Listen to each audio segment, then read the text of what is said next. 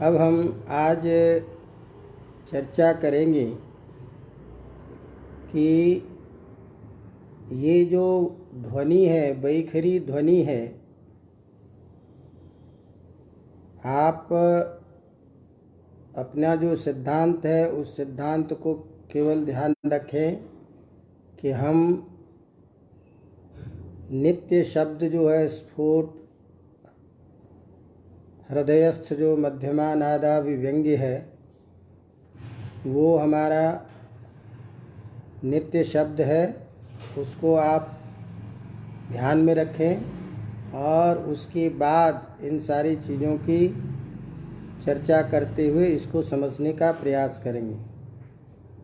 तो उस नित्य शब्द के अतिरिक्त जो हमारे ध्वनि दो प्रकार के हैं, एक प्राकृत ध्वनि और एक वैकृत ध्वनि।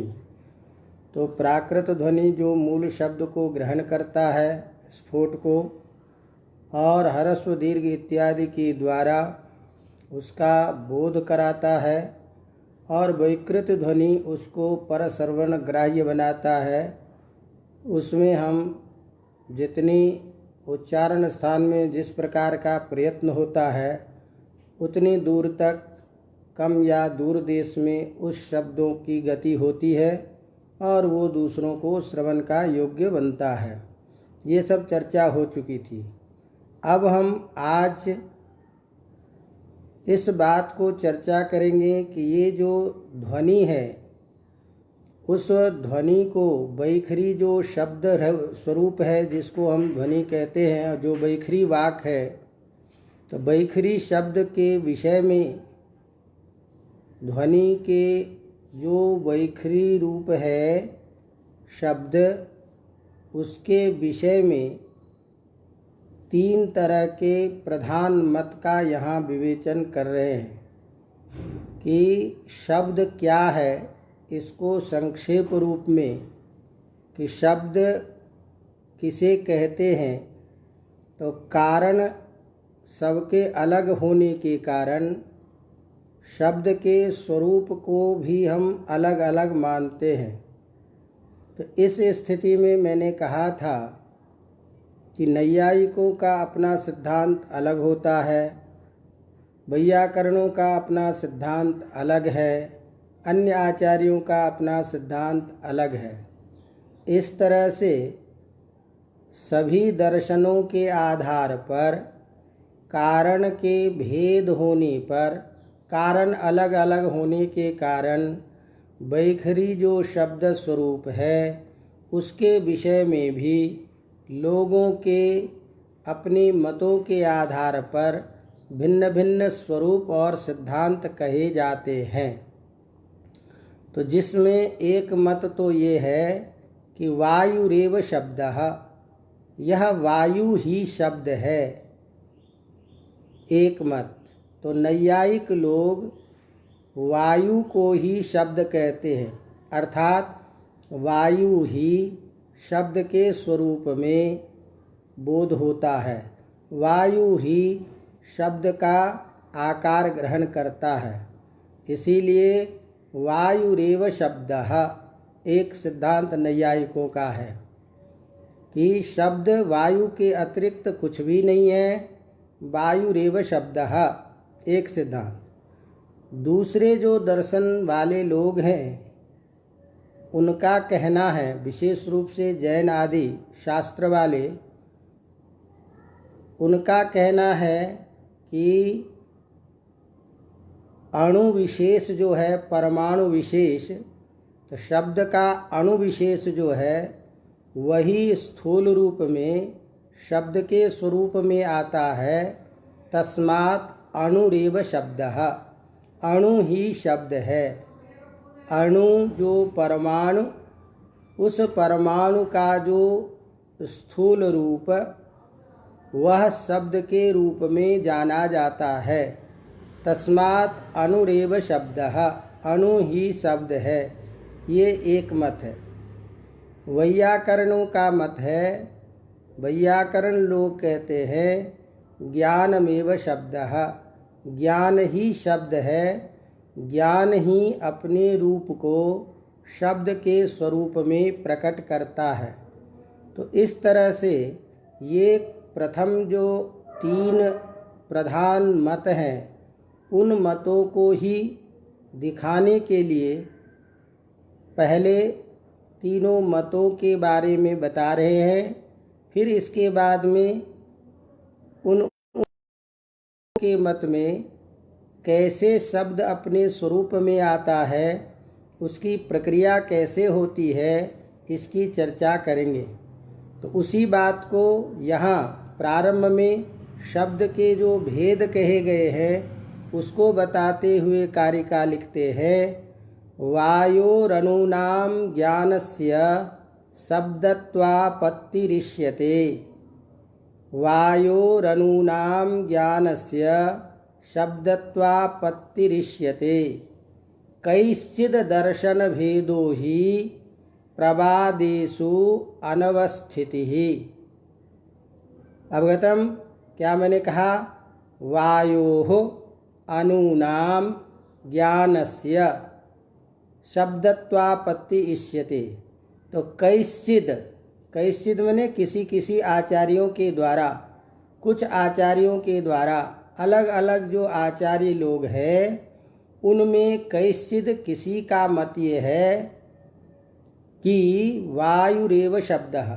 तो उसी बात को बताने के लिए कह रहे हैं कि वायोः वायु का, अनूनाम अणुओं का, और ज्ञानस्य ज्ञान का, शब्दत्वापत्ति ही शब्दत्व के रूप में, शब्द के रूप में इष्यते इष्ट है।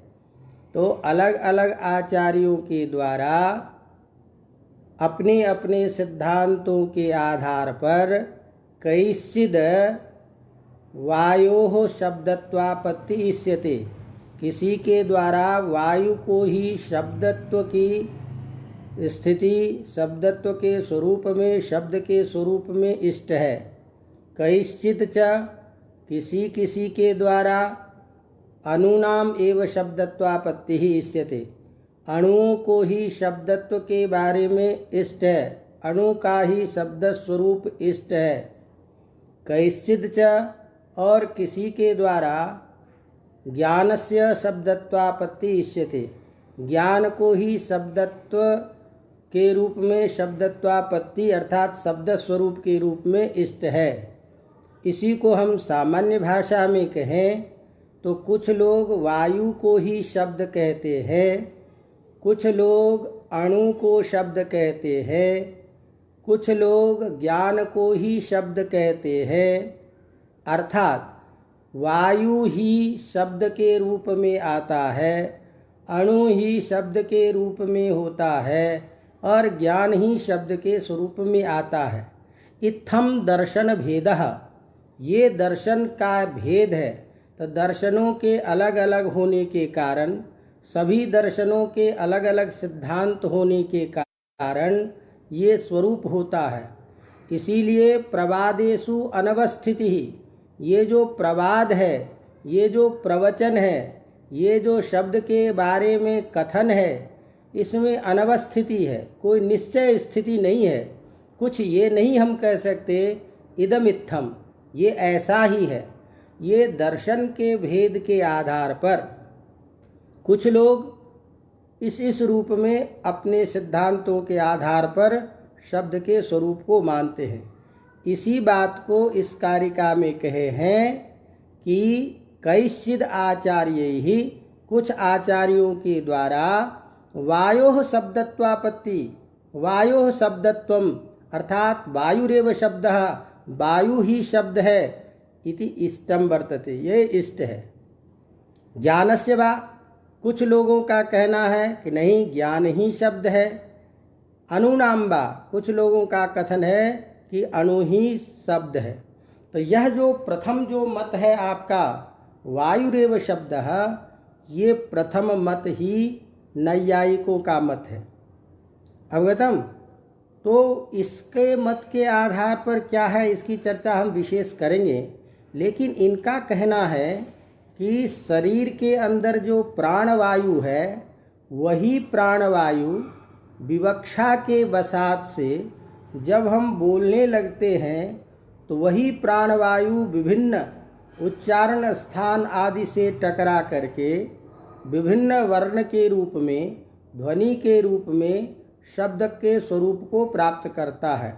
तस्मात् वायुरेव शब्दः, ये नैयायिकों का कथन है। कुछ लोग जो दूसरे मत वाले हैं वो कहते हैं कि परमाणु के जैसा, परमाणु के बराबर ही सूक्ष्म शब्द जो है वही सूक्ष्म शब्द मूल स्थूल रूप में अपने स्वरूप को ला करके शब्द के रूप में बोध होता है। इसीलिए स्थूल शब्द को प्राप्त करने वाला वह सूक्ष्म परमाणु रूप जो शब्द है वही शब्द कहलाता है। तस्मात् अनुरेव शब्दः।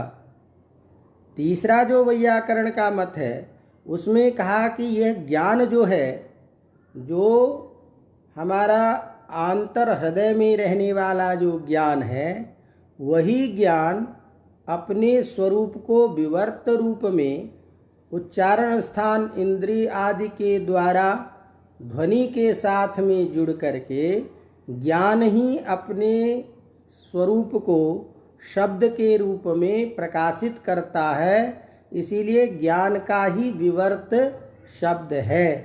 तस्मात् ज्ञानमेव शब्दः, इसीलिए ज्ञान ही शब्द है, इसके अतिरिक्त और कोई भी चीज़ नहीं है। अवगतम। तो इस तरह से तीन सिद्धांतों को यहाँ पर मैं बताया कि अलग अलग दार्शनिकों के मत में शब्द के बारे में ये तीन चीज़ें हैं। तो कारण सबके अलग हैं, इसीलिए शब्द का स्वरूप भी भिन्न है। तो इसमें ये जो अलग अलग जो शब्द का स्वरूप बताए हैं, तो इससे प्रक्रिया कैसे शब्द के रूप में आती है, कैसे वायु शब्द के रूप में परिवर्तित होता है, किस तरह से अणु शब्द के स्वरूप में आता है, ज्ञान किस रूप में विवर्त रूप में शब्द के स्वरूप में आता है, इसको अलग अलग कारिका के द्वारा बताएंगे। तो प्रथम जो आपका है वायुरेव शब्दः, वह वायु शब्द कैसे बनता है, उसकी प्रक्रिया कैसे होती है, उसके बताने के लिए आगे की कारिका कह रहे हैं।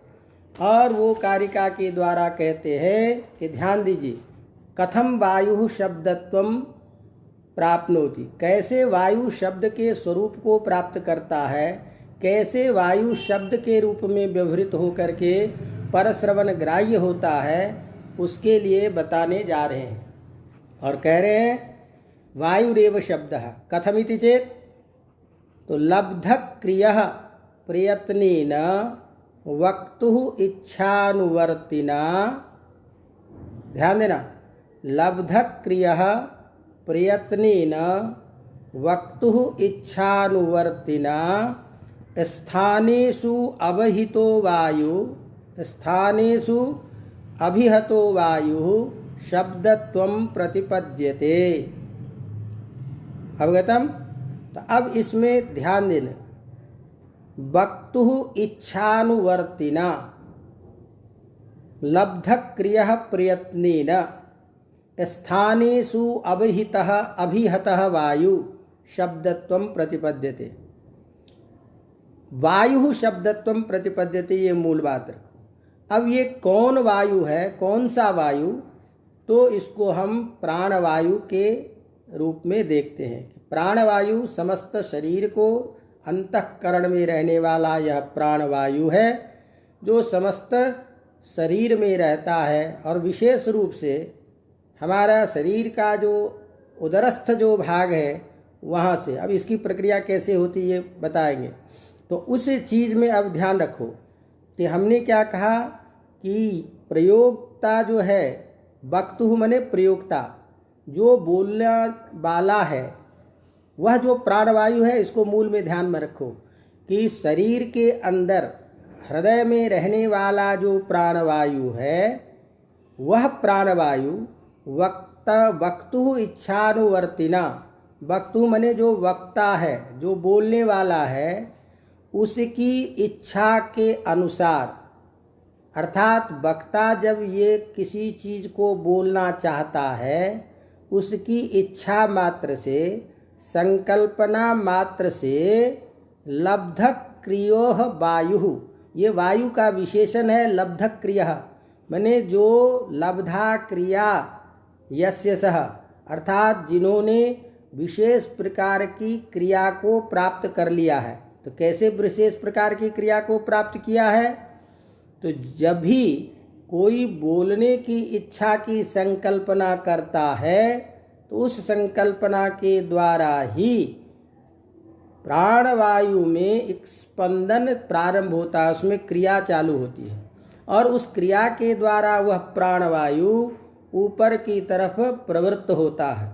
और जब वह प्रवृत्त होता है तो विभिन्न करण ही, जितने भी करण हैं, करण कौन है? तो जो तालवाद्य उच्चारण स्थान है, उस तालवाद्य उच्चारण स्थान में वह वायु टकराता है और उस वायु के टकराने से जिस प्रकार के उच्चारण स्थान में जिस स्थान को वो छूता है, उस स्थान पर किसी न किसी प्रकार से अलग अलग उच्चारण स्थान होने के कारण उसमें से टकरा करके वह वायु ध्वनि के रूप में प्रकट होता है। और वह ध्वनि के रूप में जब प्रकट होता है तो अलग अलग उच्चारण स्थान में जिस स्थान को छूता है, वो जिस स्थान से अभिहत होता है, वही उस ध्वनि का उच्चारण स्थान माना जाता है। और उस ध्वनि में, उस उच्चारण स्थान में उस विशेष प्रकार की ध्वनि होती है। तो वही ध्वनि जब व्यक्त रूप में होता है तो उसे हम वर्ण या शब्द के रूप में व्यवहार करते हैं। और वही ध्वनि जब बांसुरी आदि के द्वारा हवा, वायु जो है, जब अव्यक्त होकर के निकलता है तो ध्वनि विशेष के नाम से कहा जाता है। समझ में आ रही बात कि नहीं?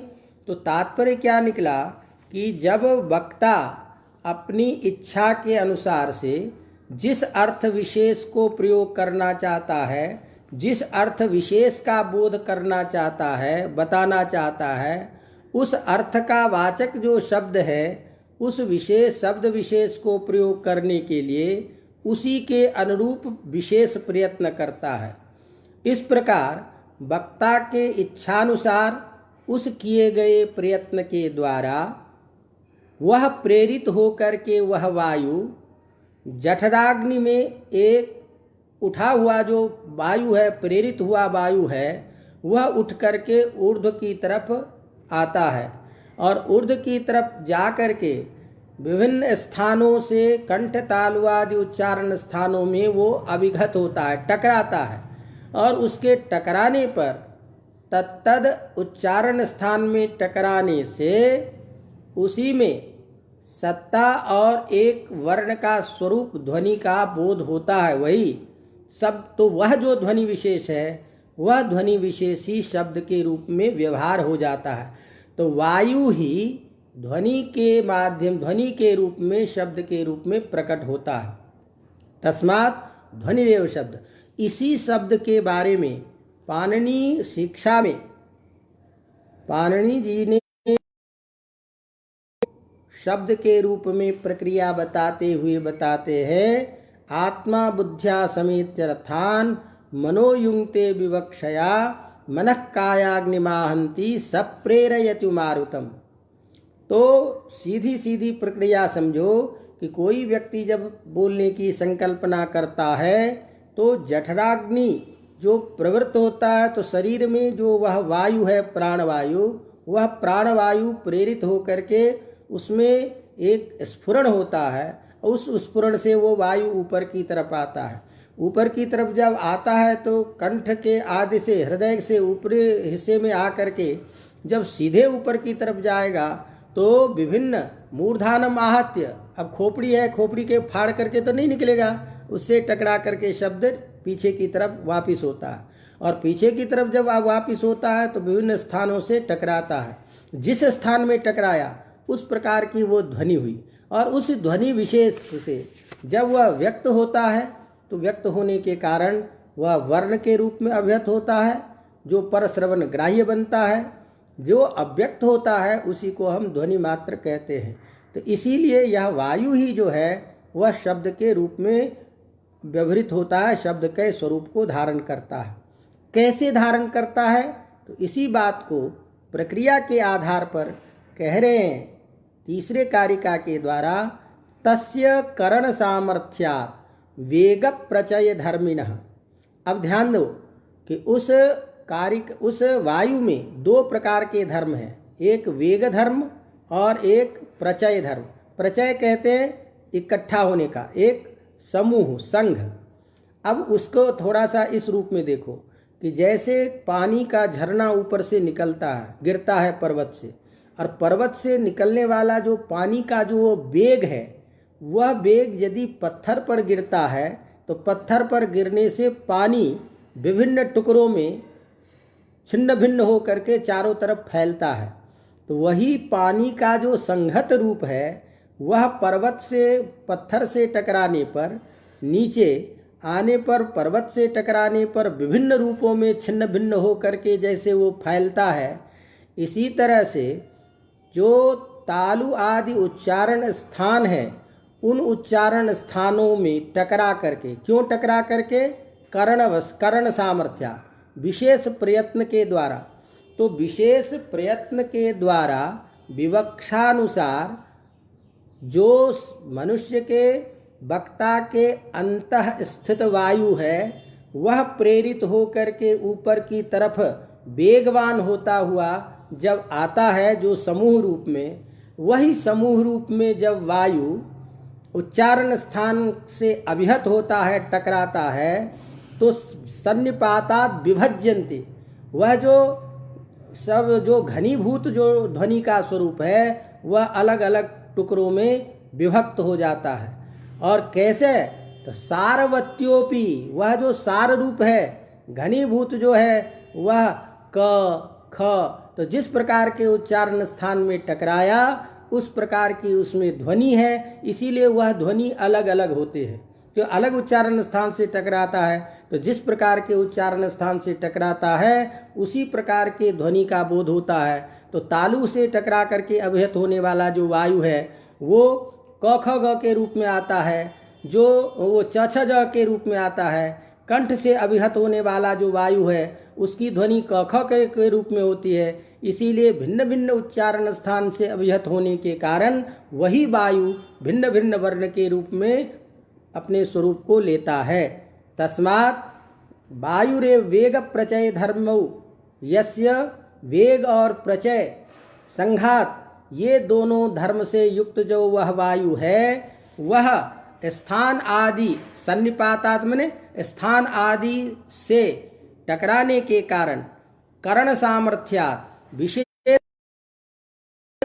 सारवत्योपि, अर्थात एक रूप में होता हुआ भी क ख इत्यादि के रूप में अपने स्वरूप में विभज्यन्ते, अलग अलग वर्णों में विभक्त हो जाता है। सएव वायु हो, इसीलिए वही जो वायु है स्थान प्रयत्न आदि करण के संबंध से युक्त होने के कारण अलग अलग वर्ण के रूप में प्रतीति होता है। तस्मात् कारण जो है इस शब्द का वायु है, तो वायु कारण होने के कारण ही इसके मत में वायु ही शब्द है। तस्मात् नैयायिकानां मते वायुरेव शब्दः सच प्राणवायुरेव शब्दत्वं प्राप्नोति। तस्मात् वायु को ही शब्द का व्यवहार नैयायिक लोग करते हैं। अवगतम? तो ये एक नैयायिकों का जो सिद्धांत था वो हमने आपको बताया। अब जो जैन आदि का जो सिद्धांत है कि अणु जो है इसको शब्द कहते हैं, ये शब्द का स्वरूप में आता है, तो ये चर्चा धीरे धीरे करेंगे। तो चूँकि विषय ऐसा है कि धीरे धीरे हमको समझ, हमने देखा कि जो वैखरी ध्वनि है वो वैखरी ध्वनि वायु ही है। तो वायु के रूप में ही शब्द अपने स्वरूप को वायु ही अपने स्वरूप को शब्द के रूप में प्रकट करता है, इसीलिए वायु ही शब्द है। और इसी शब्द के प्रक्रिया को, ध्वनि के इसी प्रक्रिया को भगवान पाणिनि भी अपनी पाणिनि शिक्षा में इसको कहते हैं। तो इस रूप में अभी एक सिद्धांत स्थापित हुआ। तो इन लोगों के मत में वायु ही कारण है। तस्मात् कार्य और कारण के अभेद होने के कारण कार्य जो शब्द रूप, उस शब्द रूप कार्य का कारण वायु है और कार्य कारण में अभेद मानते हुए वायु को ही शब्द के रूप में स्वीकार करते हैं। अवगतम। तो इस तरह से आज एक सिद्धांत के बारे में अपन ने चर्चा की संक्षेप में। फिर कल अपना ये कक्षा रहेगा अवकाश पे, क्योंकि कल विशेष कक्षा होती है लघु शब्देन्दु शेखर की, तो उसके साथ में हम फिर मिलते हैं। फिर अपना यथाक्रम चलता रहेगा। तो आप सब उपस्थित होते हो जितने भी, बहुत अच्छी बात है और इसी तरह से आते रहिए और अपनी शास्त्र चर्चा को बनाए रखें। फिर मिलते हैं आगे पाठ के क्रम में कल। धन्यवाद।